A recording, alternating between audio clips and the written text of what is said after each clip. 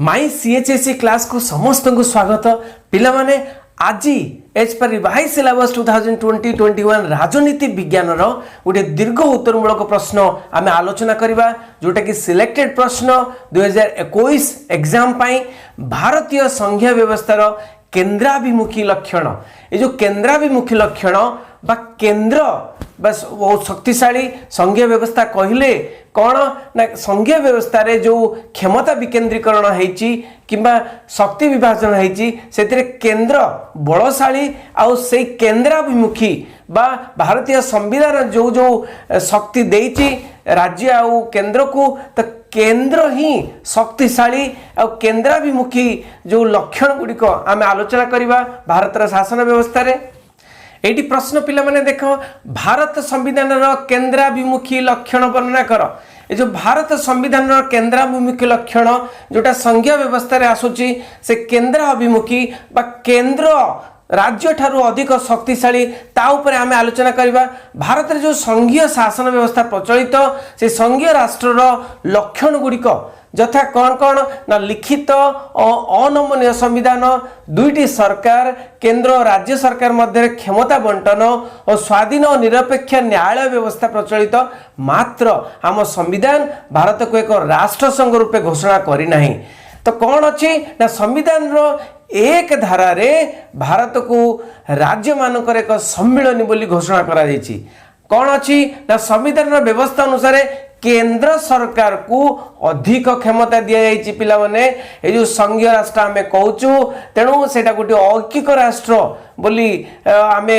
कहले अत्युक्ति हम ना किंतु कई कहते यहाँ गोटे अर्ध राष्ट्र संघ बोली देखा से राज्य गुड़िक केन्द्र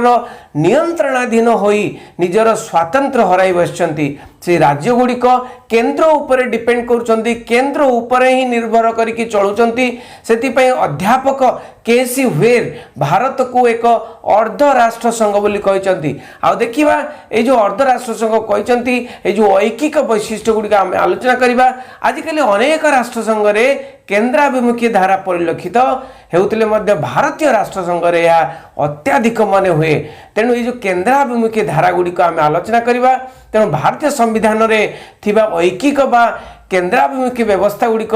निम्न रे वर्णना करागला आम वर्णना करवा गोटे गोटे एकक संविधान एकक नागरिकता देख तुम यदि कंपेयर करवा युक्तराष्ट्र अमेरिका को युक्तराष्ट्र अमेरिका रे द्वैत संविधान अच्छी द्वैत नागरिकता अच्छी कौन ना से माने राज्यर नागरिक एवं देशर भी नागरिक से मानकर दुई दुई संविधान अच्छी किंतु आमर गोटे संविधान भारत रे उभय केंद्र राज्य मानक पई गोटे संविधान से परे सारा देश रे अधिवासी माने कौन कहती आमे भारतीय माने भारतीय नागरिक रूपे से माने परिचित तापर देखिबा क्षमता बंटन रे केंद्र प्राधान्य 2 नंबर पॉइंट संविधान द्वारा केंद्र राज्य मध्य जो क्षमता बंटन होती पिला माने से क्षमता बंटन केंद्र सरकार को अधिक क्षमता दिखाई देख केंद्र तालिका जो अच्छी केंद्र तालिका रे गुरुत्वपूर्ण 69 विषय रही जहाँ उपर केवल केंद्र सरकार आईन प्रणयन करें राज्य तालिका रे कौन अच्छी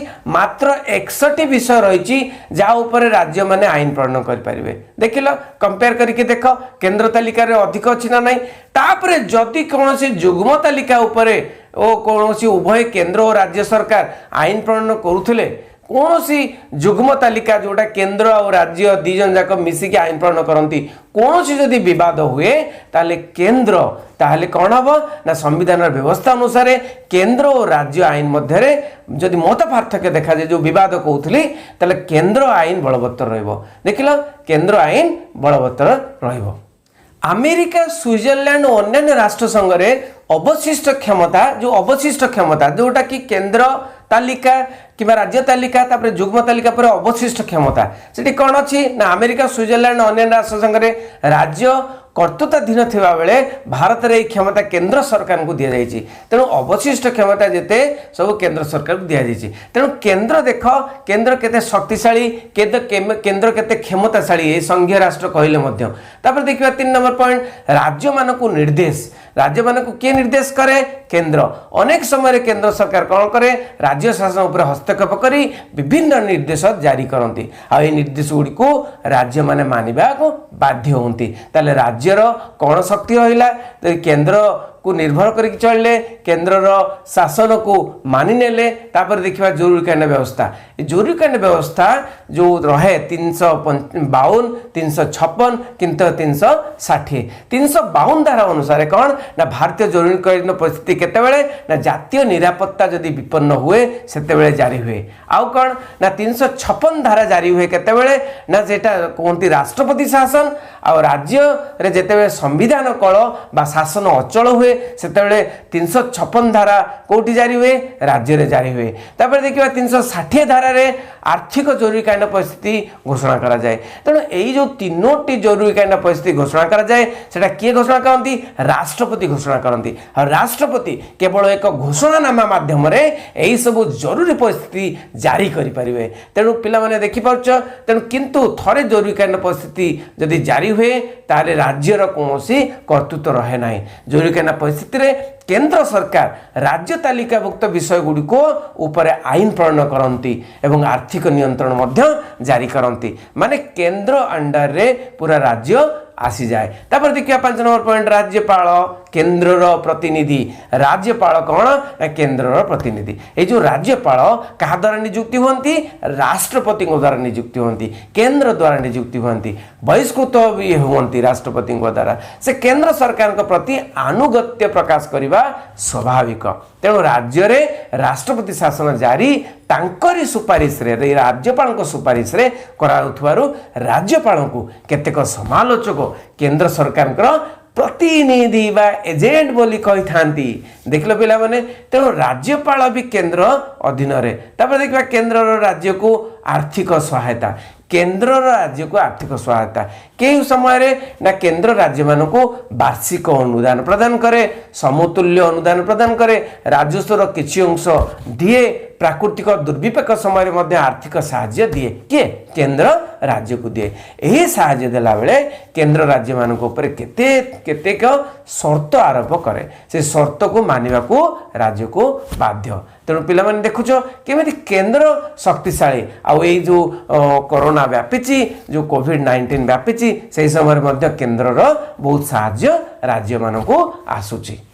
तापर देखिए 7 नंबर पॉइंट राज्यर भूचित्र परिवर्तन केंद्र सरकार चाहिए कौन सी राज्यर सीमा परिवर्तन करें संविधान 3 धारा अनुसार पार्लियामेंट आईन प्रणयन करी नूतन राज्य सृष्टि करें सीमा परिवर्तन करें राज्यर नाम बदल पारे एवं राज्यर आयतन ह्रास वृद्धि करें देखिल पिला माने केंद्रर शक्ति केमिति राज्यर भूचित्र परिवर्तन भी अच्छी तो राज्यर कौन शक्ति रहिला तापर देखिबा 8म पॉइंट रे राज्य सभा राज्य मानकर असमान प्रतिनिधित्व तेणु ए राज्य सभा राज्य मानकर असमान प्रतिनिधित्व ए राज्य सभा किए केते को राज्य रहिबे एटा मध्य केंद्र स्थिर करे तेणु आम संसदर उच्च सदन जोटा राज्यसभा सबु राज्य मानकर समान संख्यक प्रतिनिधि न थांती जनसंख्या को भित्ति करी प्रतिनिधित्वर व्यवस्था थिबारु बड़ बड़ राज्य मानकर अधिक प्रतिनिधि थिबा बेले छोट छोट राज्य मानकर कम प्रतिनिधि थांती एही असमान प्रतिनिधित्व संघीय नीतिर उल्लंघन बोली विचार करा जाए तापर 9 नंबर पॉइंट देखिबा संविधान संशोधन आम संविधान अन्य एक ऐकिक लक्षण कौन होची ना अन्य एक ऐकिक लक्षण होची संविधान संशोधन व्यवस्था देख 368 धारा पिला माने एगुडा मन रखिबो 1 मार्क क्वेश्चन ए जो जरूरीकालीन परिस्थिति भी मन रखिबो आ 368 धारा जो मन रखिबो 368 धारा अनुसार संविधान संशोधन केवल संसद द्वारा करा जाई परिबो तेणु संसद ही संविधान संशोधन करि परिबो राज्य मानकर एभली क्षमता नाही आ संविधान अधिकांश अंश संशोधन केंद्रीय संसद द्वारा होता है जिते भी अधिकांश संशोधन से केंद्रीय संसद द्वारा ही होता है तापर देखिए एकक विचार व्यवस्था आमर जो विचार व्यवस्था अच्छी भारत में एकीभूत विचार व्यवस्था अच्छी एकीभूत विचार व्यवस्था कौन ना गोटे प्रकार गोटे कौन ना न्यायपालिकार सर्वोच्च स्तर में उच्चतम न्यायालय जोटा कि सुप्रीम कोर्ट ता तलक उच्च न्यायालय ता तलक अधस्तर न्यायालय मान परस्पर सहित घनिष्ठ भाव संपृक्त होइकरी से न्याय दियंती बा गोटे एक विचार व्यवस्था अच्छी। अपर पक्षरे अमेरिका ऑस्ट्रेलिया भली राष्ट्र संघीय व्यवस्था रे राज्य और केंद्र पर स्वतंत्र पृथक विचार व्यवस्था रही किंतु आमर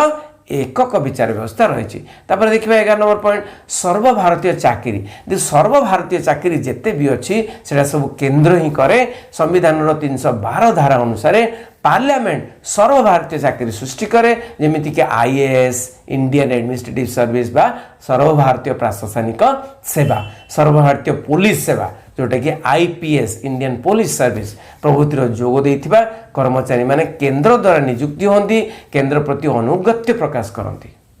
तापर देखिए योजना आयोग तो योजना आयोग जो अच्छी योजना आयोग एक संविधान बहिर्भूत व्यवस्था किंतु पार्लियामेंट आईन द्वारा यह गठित होता है। ये जो पार्लियामेंट आईन गठन करे संसद जो भारतीय संसद जो केंद्र संसद से आईन गठन करे आउ कौन ना प्रधानमंत्री यही संस्थार अध्यक्ष भाव कार्य करती नहीं। तेणु राज्य मानकर उन्नयनमूलक कार्यक्रम योजना आयोग द्वारा अनुमोदित नहेले कार्यकारी हुए नहीं। योजना आयोग एते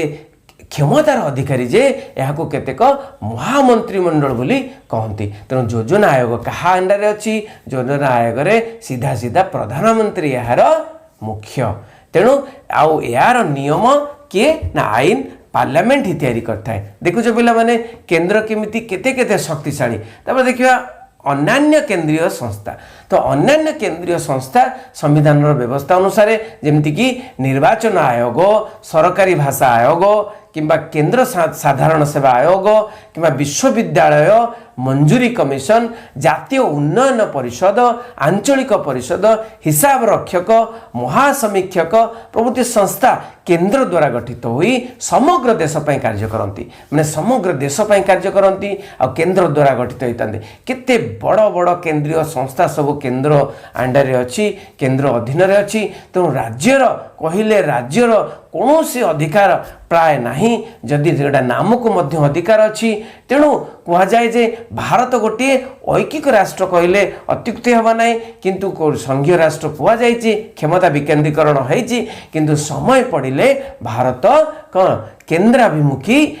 जो आधार गुड़िक अच्छी धारा गुड़िक अच्छी से अनुसार भारत गोटे ऐकिक राष्ट्र हो जाउछि। आ जरूरकालीन अवस्था समय तो पूरा ऐकिक राष्ट्र देखिए उपरोक्त ऐकिक लक्षण गुड़िकर आलोचना स्पष्ट हुए जे भारत एक केंद्राभिमुखी शासन प्रचलित से केतेक समालोचक भारत को एक अर्ध राष्ट्र संघ बोली कही था। पिला माने जदि प्रश्न आसे भारत को एक अर्ध राष्ट्र संघ बोली कहुई कहीं आउ जदि प्रश्न आसे कि भारत रे माने संघीय लक्षण गुड़िक वर्णना कर ताले आउ कौन आसे जे कौन ना भारत रे ये जो केंद्र आउ राज्य मानक भितर जो संपर्क से गुड़िक आलोचना कर। तेणु यही जो पॉइंट गुड़िक आम आलोचना कले से पॉइंट गुड़िक तुम टिके टिके चेंज करके तुम लिखिदे पार। तेणु किंतु संविधान प्रणेता माने तत्कालीन परिस्थिति को लक्ष्य करी एपरी शासन व्यवस्था स्थिर करिसेंती। तेणु जहाँकि स्वाधीनतार 6ठ दशक भारतर जातीय ऐक्य संगति को सुरक्षित रखिपार भारतर जातीय ऐक्य ये रही कारण आमर भारत को एक ऐकिक राष्ट्र बा अधिक शक्तिशाली केंद्र को दि जाइए। तेणु पिलामाने ये जानिल ये जो प्रश्न ये जो ऐकिक लक्षण गुड़िक प्रश्न तुम्हें केंद्राभिमुखी जो धारा गुड़िक तुम्हें जानिल संविधान किभली एवं केंद्र को केते शक्ति देछि क्षमता देछि। तेणु एटा जदि भल लगे वीडियो समस्त शेयर करिवो। बहुत बहुत धन्यवाद। Thank you very much.